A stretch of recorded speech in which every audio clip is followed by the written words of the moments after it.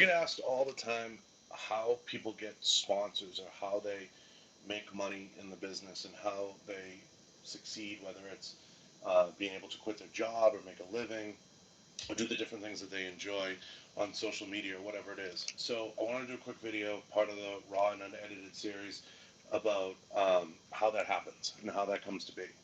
So there's a lot of different ways and a lot of different techniques to which people use. Obviously, the growth of Instagram in the last few years has catapulted people into another spectrum of posting and charging for posts and using coupon codes, things like that. And we've seen the industry shift in many different directions where they're using things like ambassador programs, things like that. So a lot of people ask me all the time what the best path to go. They say, John, I want to make money, I want to quit my job or whatever. So I give people a lot of different insights. So one of the things, and this is more like a diary in a way for me to give you guys information, is to approach companies and approach brands from strictly a I want to help you and I want to show you return on investment or I want to show you ROI for what I'm putting out there. But a lot of folks make the mistake of getting in the game too early. So I'm still relatively new to YouTube and still relatively new to growing my YouTube channel. I feel YouTube has truly really only started in this past year where I'm putting up content and that's where I'm trying to grow and develop. I have my thoughts. I think the market is way too saturated with Instagram sensations and Instagram people, and I don't agree with necessarily a lot of the philosophies that companies take, but nevertheless, they're still there. I always say don't be one platform centric, grow other platforms, develop other platforms in other areas. So the suggestion I make to a lot of folks is build yourself first, build your brand first, build your brand ID first.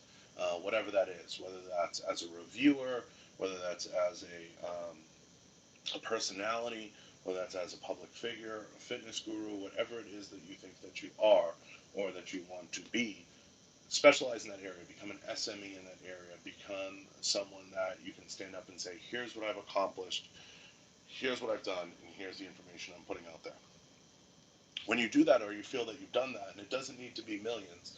I know a lot of people that are uber successful in social media that only have maybe a 10,000 person following on Instagram and maybe another 10,000 on YouTube. You can be successful at a smaller level of followership or subscribership. It doesn't have to be the world. So, how do you make money, or how do you get to that point where you're making money? When you go to these shows, you go to these events, or you sit down with these brands and these companies, don't be afraid, and I represent quite a few of them, don't be afraid to say, here's where I'm at, but here's where I want to go. And give them some understanding of where you're trying to go and show them how that fits into their brand and how it fits into their brand ID. If they understand that you're new and you're just starting out, they may suggest an ambassador program, and that's a great place for a lot of people to start.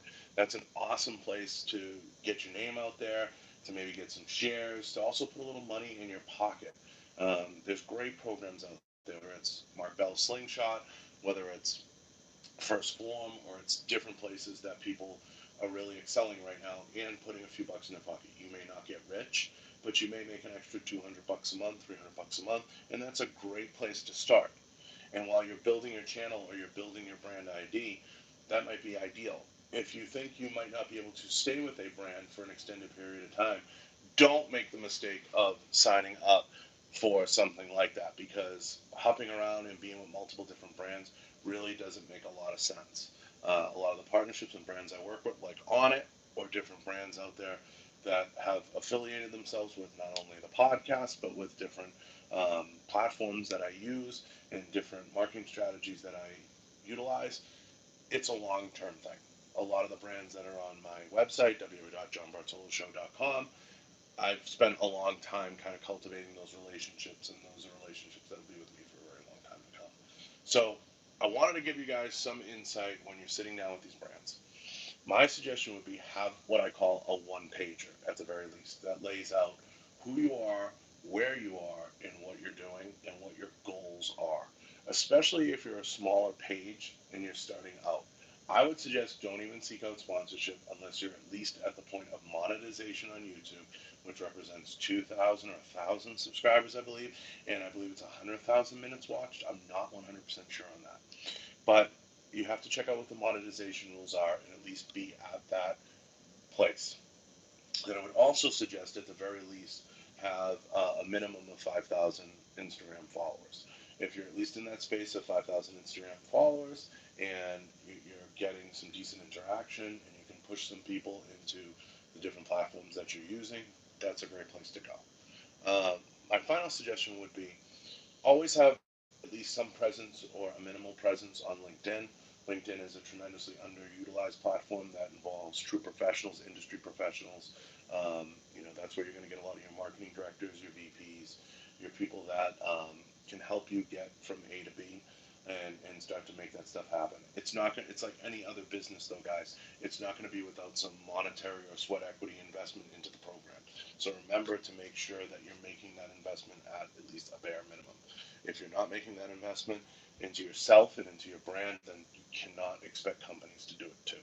There was a lot of years, and anybody will attest to this, where you're putting a lot of your own money, time, resources into what you're doing, and people seem to forget that, especially early on in my career.